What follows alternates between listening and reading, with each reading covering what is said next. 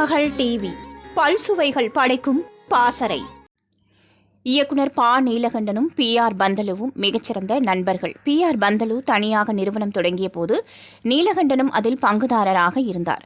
நீலகண்டனிடம் லக்ஷ்மணன், சிங்கமுத்து ஆகிய இருவரும் உதவியாளராக இருந்தனர். இனி தனித்தனியாக பணியாற்றலாம் என்று PR பந்தலுவும் நீலகண்டனும் முடிவு செய்தனர்.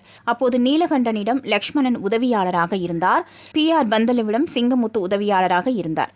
PR பந்தலுவிடம் பணியாற்றவில்லை என்றாலும் லக்ஷ்மணனுக்கு அவரோடு நல்ல நட்பு இருந்தது. அதனால் PR பந்தலு என்னோட அடுத்த படத்துக்கு கதை எழுதிதா என்று கேட்டுள்ளார்.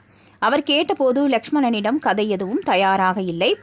அப்போது அவர் ஒரு ஆங்கில நாளிதழை பார்த்து கொண்டிருந்தார். அதில் ஒரு புகைப்படம் அவரை ரொம்பவே கவர்ந்தது. ஒரு யானை காலை தூக்கியபடி நிற்க, அதன் அருகில் 2 வயது குழந்தை கையை தூக்கியபடி நின்றது. அதை பார்த்ததும் லக்ஷ்மணனின் மனதில் ஒரு கதை எழுந்தது.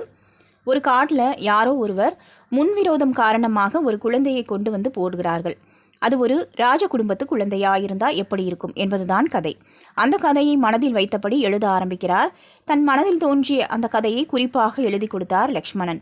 PR பந்தலுவுக்கும் அது ரொம்பவே பிடித்து போனது.